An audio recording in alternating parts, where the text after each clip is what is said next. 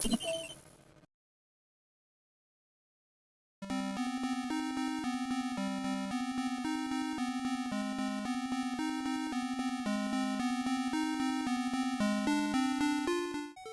everybody, what's going on? Your host LovelyCheesePizza here. Welcome back to Let's Play some more Link's Awakening DX, where last time we were able to finish up the face shrine. We came over to the Rooster statue and went down into the depths below, and we reanimated a set of bones that were sitting there next to a pile of water. And we got this guy! And now we can fly around, which is super, super cool. Aside the fact that we'd probably, like, shatter his feet if we held on long enough, because Link is a fat shit. Anywho, so we've got a couple things that we've got to do before we go move on to the next dungeon at Eagle's Tower, and one of those things is going to involve going and getting ourselves a new weapon, and I'm pretty excited about it, because it's like a staple, it's a staple item in the Zelda franchise, and so anytime that you go get your filthy mitts on one of those, it's something worth rejoicing. So we're gonna head over there right now, and then we've got a couple other things we've got to do before we head up to the mountains and start taking care of preparations for the next dungeon. So this is good. We only have 2 more musical instruments left to get before it's all said and done. Oh, here we go. Alright, so let's head in here. We've got this guy. He's got the little setup in here. He's got the bed and all that, except for I want to get rid of all that water. I found a good item washed up on the beach. I'll trade it to you for what you have in your... Oh, no, you don't. You're not stealing all my damn bombs. Hell to the fucking no. Okay. Well, what we can do is we can get rid of our shovel, though. We've already effectively done everything that we need with that. So, we will give away our shovel, and we're going to get something way better in return. I mean, it's not even close. This is a horribly lopsided deal. We got the boomerang. Oh, yeah. Dude, the crazy thing about this boomerang is that it just fucking wrecks people. I mean, it is not a balanced item at all in this game. It just totally annihilates everything, and it's so awesome. I mean, between you know, our sword beams and this, I mean, we're never gonna die again. It's just, and we can still grab things too. So it is absolutely fantastic. So we are now in the extreme overpowered area of this, and it's lovely.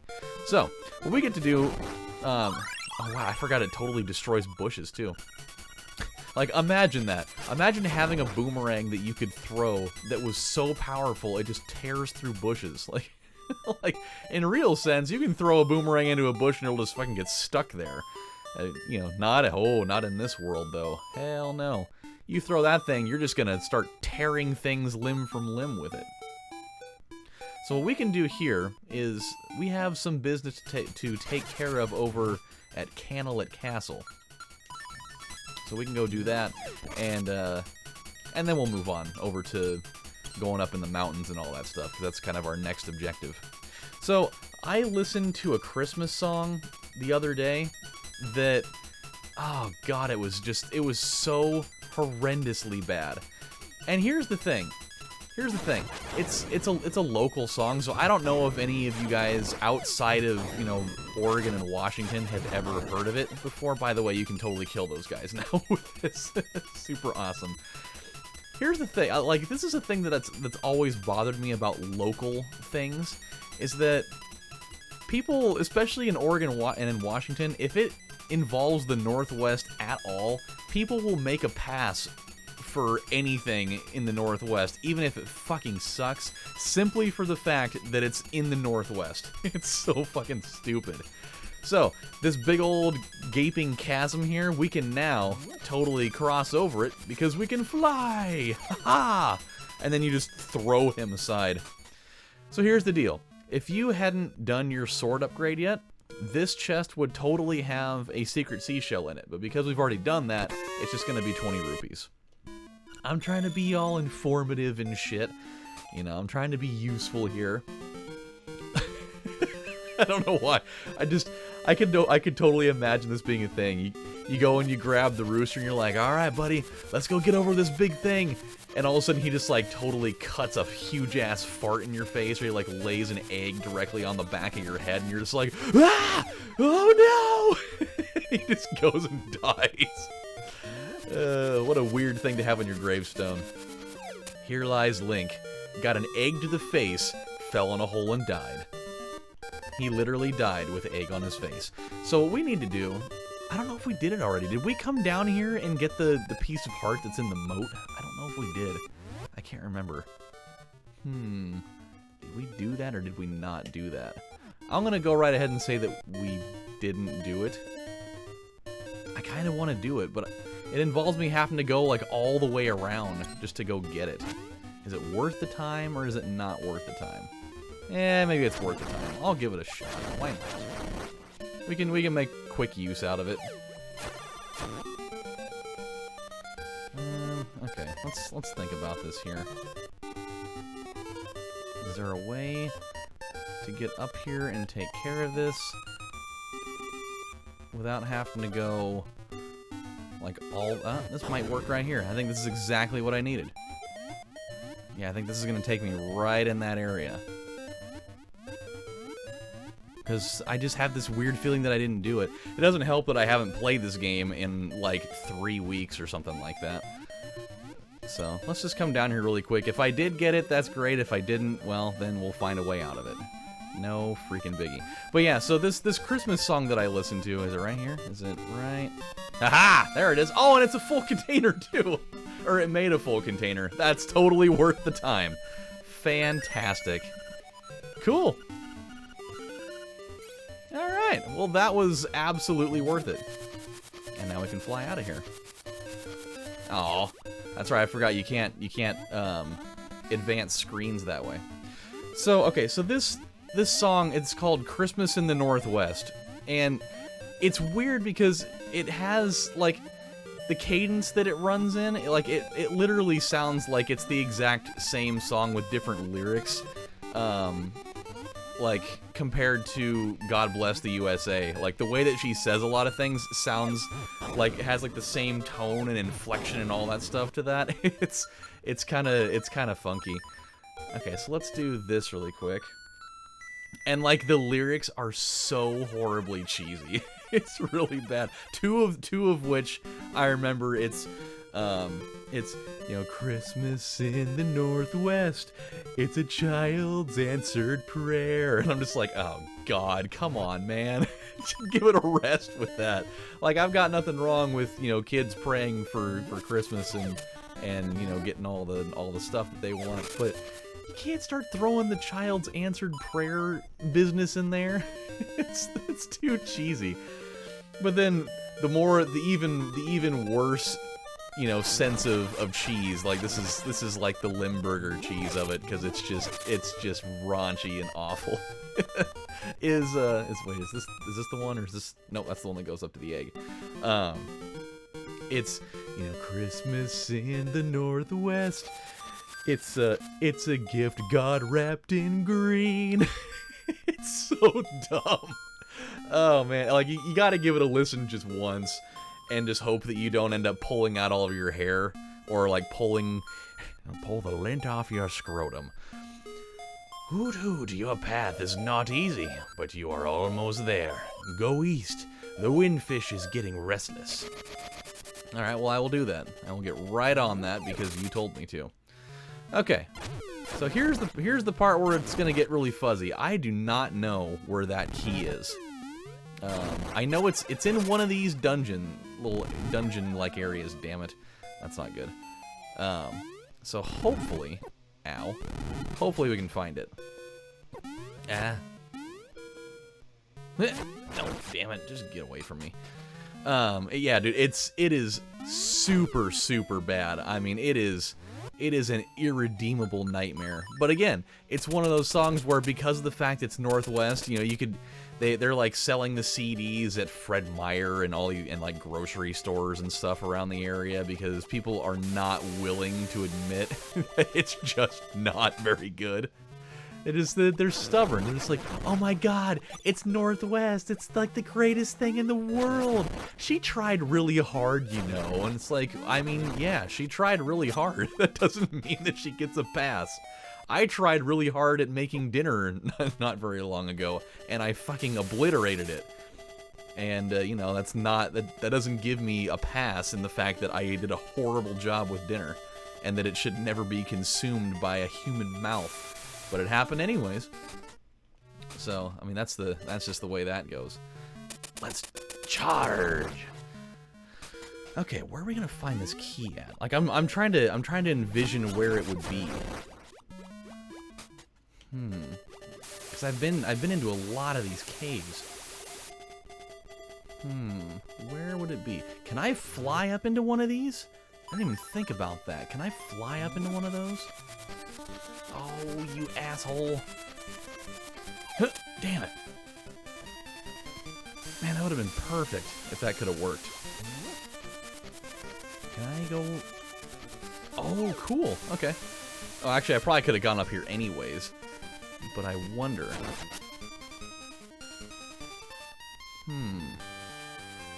What about in here? This is kind of the area of, oh boy, this has always been the area of Zelda games where I kind of don't like it, because there's all like these mountain sections, they're so like labyrinthy, and oh, it's right there, it's totally right there. Holy shit. I was just gonna say, like, I always have a problem finding, oh damn it, I always have a problem finding what I need to find in these. Like, especially, like, Link to the Past, when I did that series, I didn't even come close to getting all the things that I needed in there. Because you go into all these different caves, and you feel like you finally made it to the right one, but there's all these different, like, sprawling floors and things, and you can't... You know, I always feel like I'm going to the wrong area. How in the hell are we gonna do this? Oh, just like this. Here, and here, and here, and here... Here. I think we could actually bomb this wall, if I remember correctly. No? Okay. I think you've had enough. No? Now you've had enough, bitch. Okay, so we actually needed this in order to get over here. This is good. I am really glad that that there's no, like, time limit for you to fly with the Rooster. Like, if they would have had something where you can only fly with him for, like a few seconds, and then he eventually drops you, it'd be a cool mechanic, but god, that'd make things so much more stressful to handle. Alright, well, we got the bird key, so we are in good shape now. We can actually go head towards the dungeon. Alright, let's do it. I'm super excited, man. We're finally getting all the Christmas lights put up here at the house, and so it finally feels like Christmas. Like, we finally have our Christmas tree up, which is super cool, and you know, we've got a lot of other Christmas decorations up in the house, but for me, like, I like going the extra mile with decorations, and for me, I've always felt like it never quite feels like Christmas until you get Christmas lights up, you know, outside of the house. Like, that for me is kind of when you really make it all the way there. You know, and no slight to the people that don't do that, because, you know, not everybody wants to have to go through the whole, you know, rigmarole of putting up, oh, damn it, of putting up all the lights. I don't blame you necessarily, because especially if you live in a state where there's, you know, constantly bad weather and all that stuff. Why can I not figure out how to get out of here? I'm having quite the issue here. Oh, here we go. There we go. That's fine. So we come out here. Oh, God. Alright. I'm getting myself lost again. Why must this always happen, damn it? I just want to get to the fucking dungeon. I think I might have to take that upper route. Is that what I need to do? This is exactly what I'm saying, man. These areas are they're too confusing. It's also that, and somebody's going to tell me someday that I have an IQ of 48. Okay, no, we're going the right way now. Yeah, there we go. So let's go up here. You know, the people that deal with, like, the crazy-ass snowstorms and stuff, and they don't want to be out doing it when it's, like, 1 degree outside, I can understand that. But for people that live in areas where there's nicer weather, Like, it seems weird to not have them. Now, I'm not gonna go like fucking Clark Griswold status on it and go absolutely balls out insane with it and have like 30,000 lights that are imported or whatever, which imported Christmas lights? That's always bothered me. Like, what's the advantage of imported Christmas lights, Clark? What difference does it make? But for Clark, it makes all the difference. Okay, here we go. Let's just get the fuck out of here. We're already kind of in a situation where we're losing some health here. I'm trying to remember what's our last item? Oh, I know what it is. We were gonna figure it out anyways, but I know what it is. There we go. Okay, let's just mosey our way over here. All right, now we're prepared. We are prepared to go into Eagle's Tower. All right, this is awesome. This is actually a really cool, you know, unlock the dungeon sequence here. So let's check this out.